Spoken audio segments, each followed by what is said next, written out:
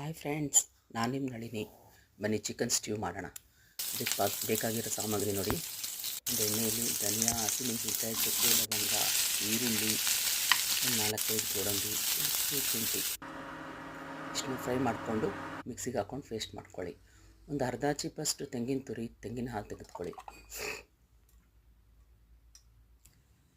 ಆಮೇಲೆ ಒಗ್ಗರಣೆಯಲ್ಲಿ ಕುಕ್ಕರಲ್ಲಿ ಗೋಡಂಬಿ, ದ್ರಾಕ್ಷಿ, ಹಸಿಮೆಣಸಿನ್ಕಾಯಿ ಒಂದು ಅರ್ಧ ಕೆ ಜಿ ಚಿಕನ್ ಅದು ಚೆನ್ನಾಗಿ ಫ್ರೈ ಮಾಡಿ ಹಸಿ ವಾಸನೆಯಲ್ಲಿ ಹೋಗಿ ಉಪ್ಪು ಹಾಕಿ ನಾವು ಮೊದಲೇ ರುಬ್ಬಿರೋ ಪೇಸ್ಟ್ ಹಾಕಿ ಚೆನ್ನಾಗಿ ಫ್ರೈ ಮಾಡ್ಕೊಳ್ಳಿ.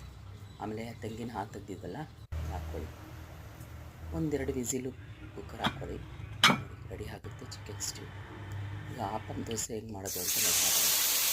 ಆಪನ್ ದೋಸೆ ರೆಡಿ ಮಾಡಿಕೊಂಡು ಅದ್ರ ಜೊತೆ ಈ ಚಿಕನ್ ಸ್ಟ್ಯೂ, ಚಿಕನ್ ಸೂಪು ತುಂಬ ರುಚಿಯಾಗಿರುತ್ತೆ. ಒಂದ್ಸಲ ಟ್ರೈ ಮಾಡಿ ನೋಡಿ ಫ್ರೆಂಡ್ಸ್.